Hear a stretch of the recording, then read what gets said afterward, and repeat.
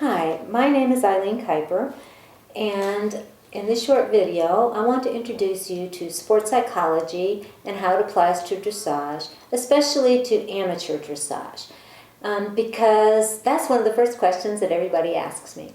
But before we get to that, let me tell you that I have been for many years a clinical psychologist, and recently I've gone back and retooled to be a sports psychologist. And now I have a business called Mental Edge Consulting. You can contact me on my website, mentaledgeconsulting.com, but you have to put the www in front of it or you get a different site, so please do that. And so back to the introduction today. Everybody always asks me, well, what is sports psychology? And that's a really good question.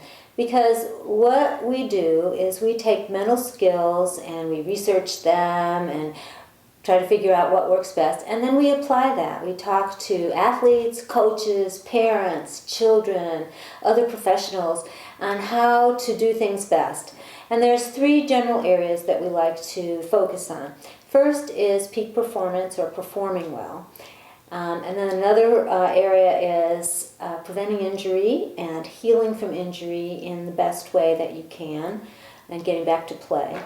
Then another general area is balance in your life. How do you juggle your athletic or your dressage stuff with the rest of your life, work, family, children, all of those things.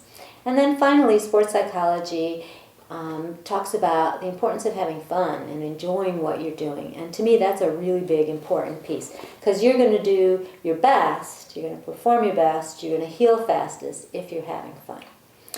But in this piece today, what I'm going to focus on is how to perform your best, what we call peak performance.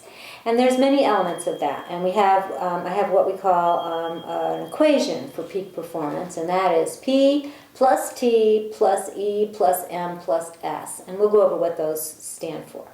The P is physical. I think everybody's pretty familiar with being at your best physically to perform best. But how many of you dressage riders think that you don't have to be an athlete to ride? Raise your hand. Well, you do. You don't think that you do, and you don't have to be particularly strong, but it is important to have control over your body so that you can control your horse. We talk about an independent seat and independent aids, being able to move your hands and your feet in different ways to get different responses from the horse.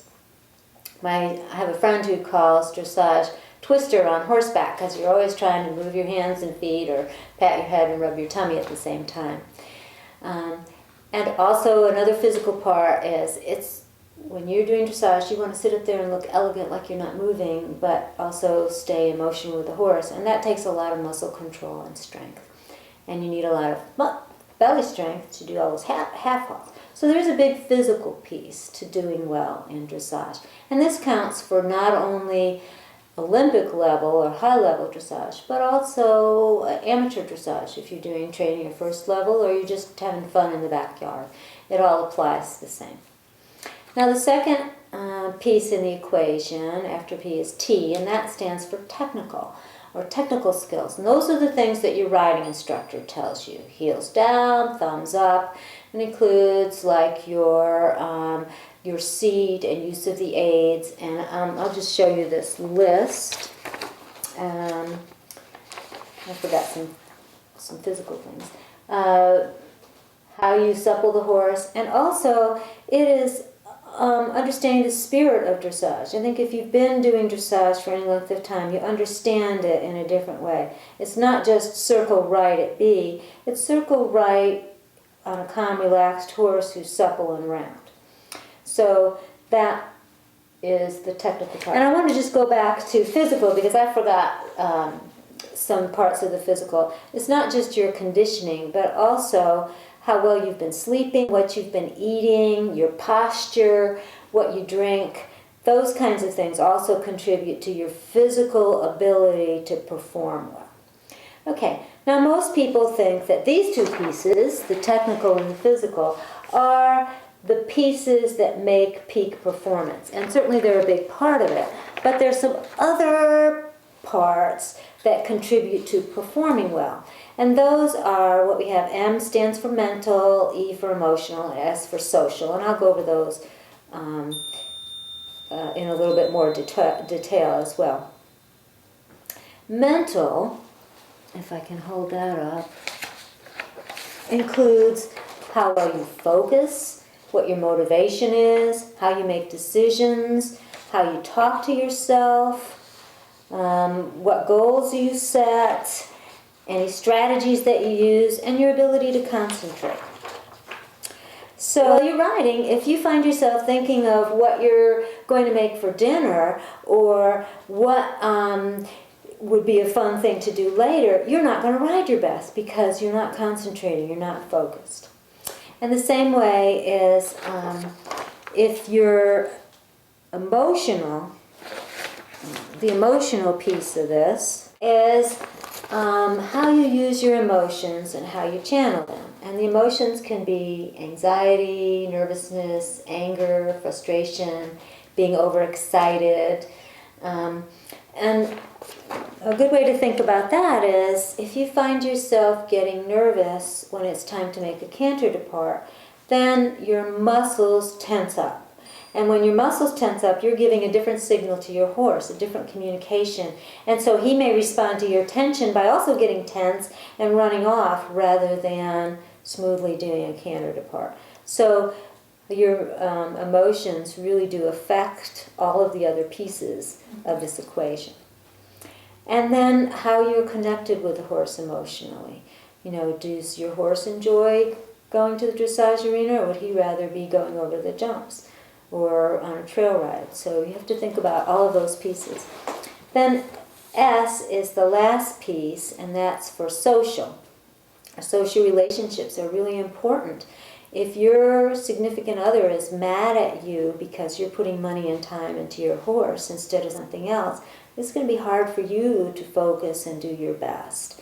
And especially if you have to explain why you're late again because something happened at the barn. Other social relationships that are important for dressage are you're finding a good riding instructor. Man, that is really important. Somebody that has the same philosophy that you do, somebody that you can get to, that understands you, and that you like and can afford. So those are all important things.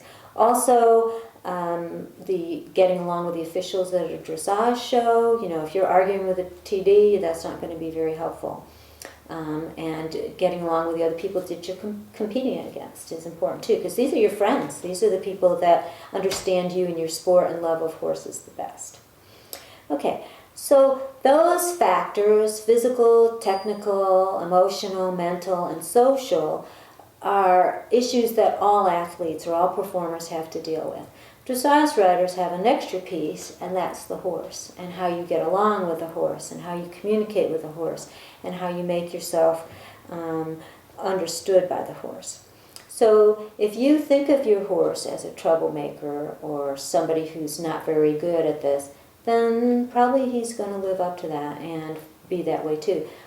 Or on the other hand, if you think of your horse as a good teacher or as somebody that's really fun to be with, then like as not, he's going to be that way too. So that's an important chunk of your elements of peak performance. Now, you need to think about, when you're thinking about yourself as a dressage rider, what parts of those are you good at? Maybe you're good physically in some ways, but you need to make some improvements. Or maybe you're not so good at controlling your frustration and you might want to work on that. So you need to think about those elements of peak performance and think about, where do you put your time, where do you put your money, where do you put your focus, and is that helpful for you? Is that going to take you where you want to go?